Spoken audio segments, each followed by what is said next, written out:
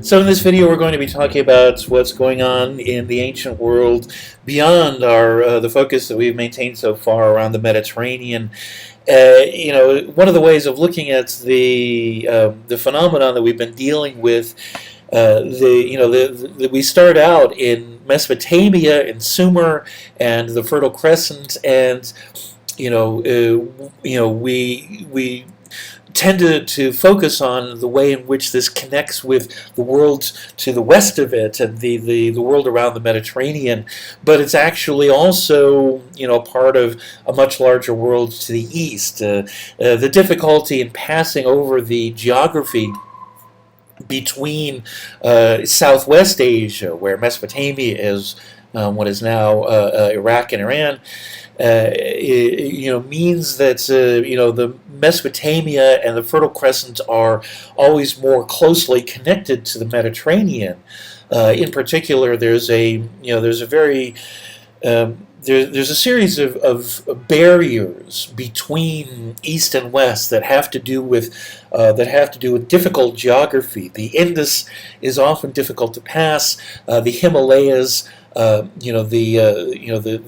deserts of South Central Asia, and so forth. All of these make communication and intense connection between Southern Asia, Eastern Asia, and Southwest Asia extremely difficult in the ancient world, and so as a result, they tend to develop civilizations in isolation. The factors involved are not just geographic. There is also a factor involved in disease resistance. Essentially, there's a very important theory that became heavily influential in the late 20th century, popularized in a book called Plagues and Peoples by McNeill, which essentially outlines the extent to which disease resistance is a powerful factor in preventing the expansion of peoples beyond the regions that they develop in for a great deal of the ancient, medieval, and modern periods. And so, for example, throughout history, it has been, especially in the ancient world, it has been very difficult to unite southern China and northern China, because the people in southern China are resistant to different diseases than the people of northern China. And so whenever there was an effort to conduct an invasion from north to south, the result was often outbreaks of epidemics, pandemics that tended to wipe out the invaders and the settlers from the other community. So this kept this essentially enforced there being two Chinas. For a very long period of time, China wasn't really effectively unified until they were conquered by the Mongols from the north in the medieval era, in the 13th century CE. So likewise, the Indian subcontinent tends to develop separately. Their interactions with China and with Southeast Asia are all extremely limited through this combination of geography and disease gradients that tend to carve up Asia into these separate areas. The earliest civilizations that develop, are more or less contemporary. In other words, we can put them during what we call the Bronze Age in Europe. The creation of urban centralized societies is. We've already talked about how it develops in Sumer, in the Fertile Crescent, around the fourth millennium, around 3,500 or so, and flourishes in the Sumerian culture that we've studied in the following millennium, in the 2000s. And the same process of creating an urban, centralized, highly connected society is also taking place in the Indus Valley in the 2000s, and in both North China and South China not long after this. And so, we can take a closer look at each of these in turn. The Asian culture that Mediterranean peoples were most familiar with is the Scythians. The Scythians are is a term that the Hellenistic peoples used broadly for any of the tribal communities to the north. These include the direct descendants of the Indo-Europeans living in the Indo-European homelands in Eastern Europe and the Ukraine and the Russian steppes. These are remember that the Greek world, the Hellenistic world, reached all the way up into the Black Sea, and there were Greek colonies in the Crimea, and so they were having direct contact with these pastoral, non-urban, decentralized, tribal, clan-based communities. The Greeks like to associate all sorts of outlandish stories to them because they are exotic, because they're different, because they don't live in cities, because they are they're so attuned to their horses and their animals and their sense of tribe. But the Scythians also provide access to exotic things from the north and east that aren't part of the Mediterranean world. The Scythians reflect these ideas of northern peoples that aren't Mediterranean, that haven't become part of the Mediterranean story, and so there's with the stories that are told about them are with a certain sense of fascination. They're capable of great barbarity. They're the complete definition, the archetype of the barbarian, but because they are not bound by the rules of Mediterranean society, they're also capable of things that are difficult to understand and have access to perhaps mysteries that the civilized peoples of the Mediterraneans aren't in contact with. Some of these come further south into the Mediterranean world. So you might remember Bactria. Bactria, what is now Afghanistan, was the furthest that Alexander got in his conquests. And so, Bactria becomes a sort of remote outpost of Hellenization. And in subsequent centuries, over the course of the rest of the ancient era, it becomes this place where cultures overlap, where the Scythians and the peoples of the Hindus and all of the surrounding peoples interact with each other, relate to each other in Bactria. It becomes this weird hodgepodge of multiple cultures. We also have the Parthians. The Parthians are yet another wave of Indo-Europeans who come down into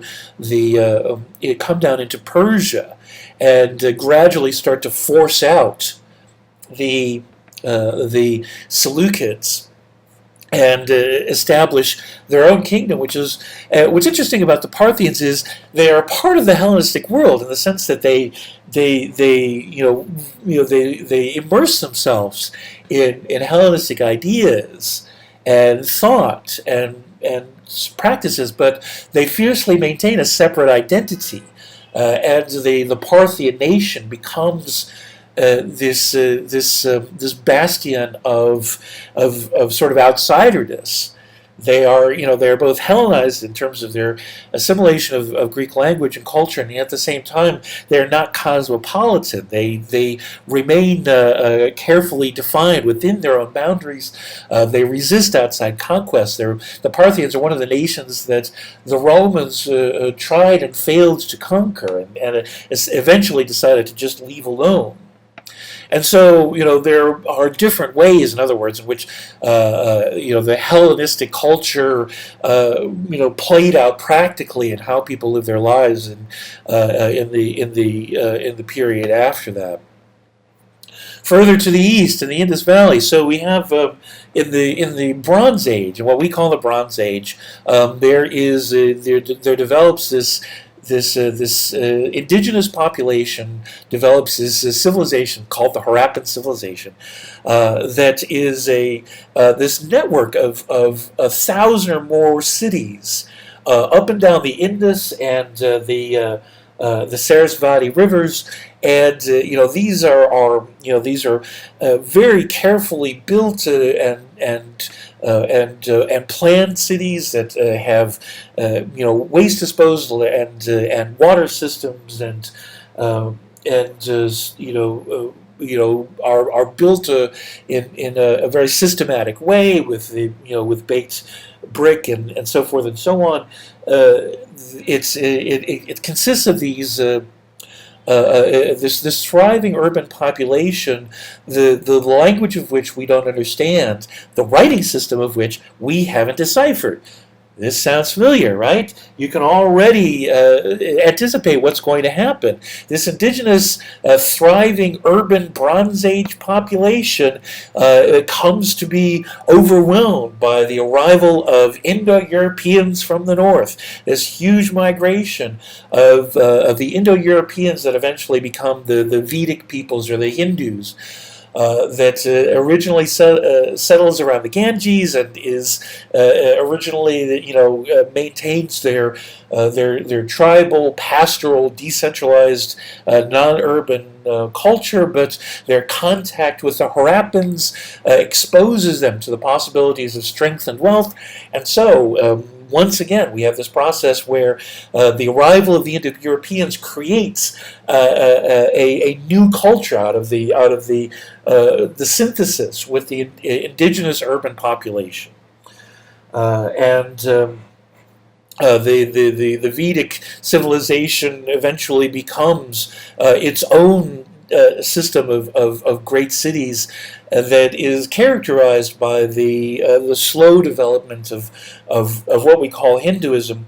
What's interesting about the religions that developed during this time, Hinduism, Buddhism, Confucianism, all come into development around the same time, from the 5th century BCE onwards. Let's say, and they sort of have this nascent period around the 5th century BCE, and over the next few centuries, develop into these bodies of practices. What's interesting about all of these is that they're referred to as religions, but they're not primarily about gods.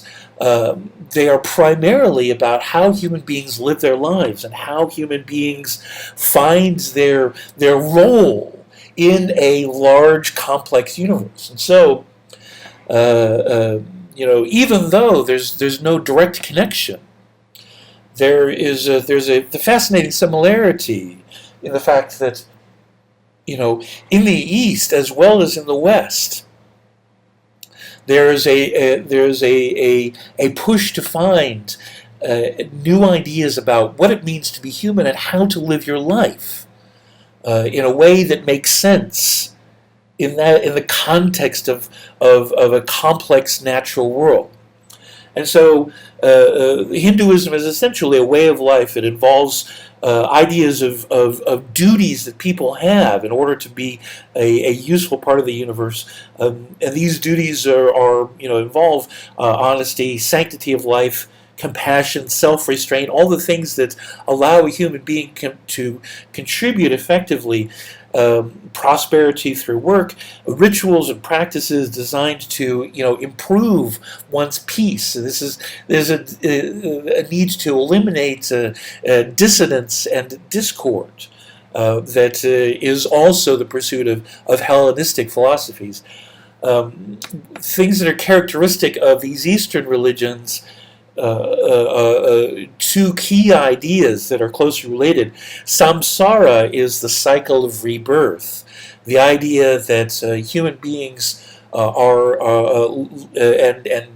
all living creatures live their lives, and their life force is recycled back into the world in order to live another life, and this cycle repeats itself indefinitely. But Hinduism also stipulates the idea of karma, the idea that the quality of one's actions determines one's destiny.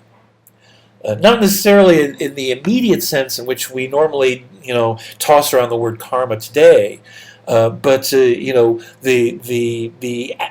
actions, the choices that one makes, the actions that one performs, and the intent that went behind them has consequences for how your life will turn out in the long run, and the destiny that you have over the samsara, the effect that it has, the repercussions that it has in terms of what life you will have in the when your life force returns into the world.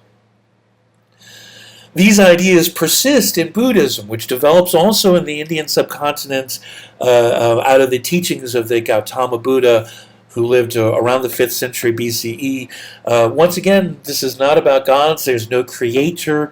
This is about the alleviation of suffering through the elimination of ignorance and of craving, of animal desires. This is about the elevation of oneself.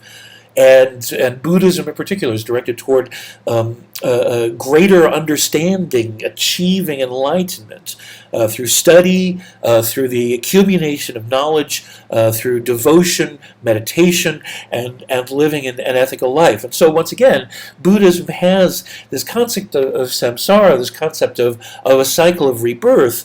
One of the things that Buddhism adds to this concept is the idea that karma is directed toward a goal. Buddhism in general has a number of goals that it is associated with, and the ultimate of these, at least according to one of the major threads of Buddhism, is how karma allows the cycle of rebirth to guide one into better and better circumstances, more and more enlightened lives, until you achieve as much enlightenment as possible. The word for this is nirvana, and nirvana is an escape from this cycle. An escape from constantly being recycled back into the world, the ultimate achievement of enlightenment, understanding, and purity. Further to the east in China, we have the development of, once again, what is essentially a way of life that is the following of another teacher from around the same time, Confucius, who lives in the 6th century BCE, roughly. This is as much a philosophy and a system of ethical teachings as anything else. The importance of family and social harmony. And so Confucianism sort of emphasizes the connectedness that we have to society the human relationships are what is most important. So it's not just living your life, it's how you live your life in relation to other people. Confucianism says that human relationships are an expression of our moral nature, and that moral nature has an origin in the cosmos, in the heavens, and so is something that is sacred. And so this means that it's vitally important to express our relationships with each other in as positive a way as possible, and so you live your life, building a more a better temple, a better housing for that moral nature, improving oneself through positive actions, through through the study of virtue and in practicing moral behavior. And this becomes very influential, especially amongst the classes of people that are involved in public service, that throughout southern China and eventually a much larger sphere of Eastern Asia, Confucianism becomes sort of the basis for understanding how people become involved in government and leadership in a great number of communities, and ultimately in the Chinese empires of the Ming and Qing dynasties in the Middle Ages. The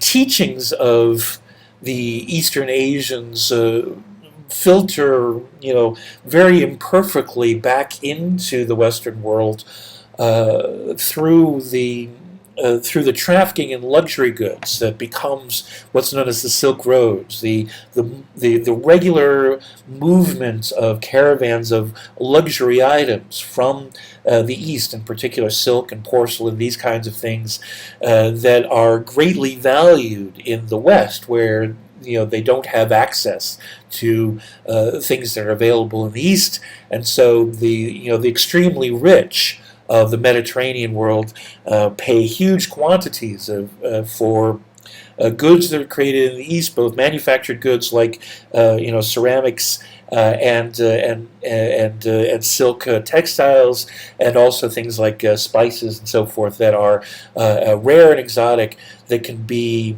all of these things being a means of achieving status in a world where no one else has such things.